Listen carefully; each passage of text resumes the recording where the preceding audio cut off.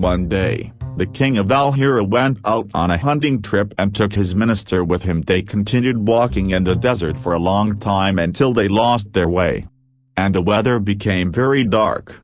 And the king kept looking around him and saw a small hut, so they rushed to it immediately. When the two arrived at the hut, they found a man living in this hut with his children and his wife. They said to him, "We have lost our way and we have run out of food and drink." The man said to them, "Come on." Then he hurried and asked his wife to prepare food for them. Indeed, the wife quickly slaughtered a sheep and prepared the food, so the guests ate from it. When the sun rose, the man showed them the right path.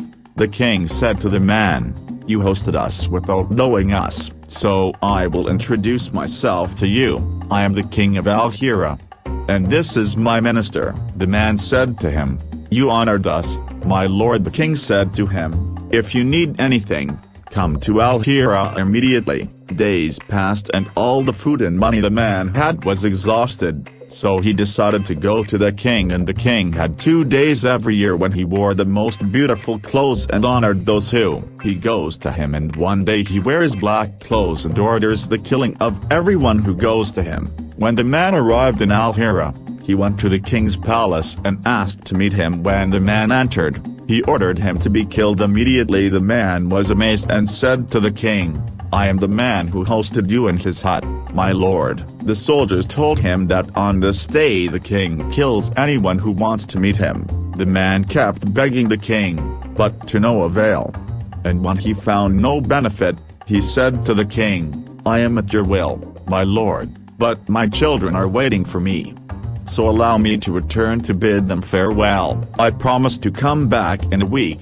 The king said, "I will allow you, but I want someone to guarantee you, and if you do not return, we will kill him instead of you." The man looked very sad, as he did not know anyone. The minister said, "I guarantee him, my lord." The king said, "I will kill you instead of him if he does not return." The minister agreed. Days passed, and on the 7th day, the people stood in the town square, and the king and the soldiers arrived. Everyone wonders whether the man will return on time or will the king kill his loyal minister. The king looked at the sun and found it had set and the man had not come. The king looked at his minister and said to him, "The man has deceived you, minister. So what do you think?" The soldier grabbed the sword and approached the minister and stood waiting for the king's order. Suddenly the people heard a voice saying, "Stop, stop." So the king knew that the man had come. The king said to his minister,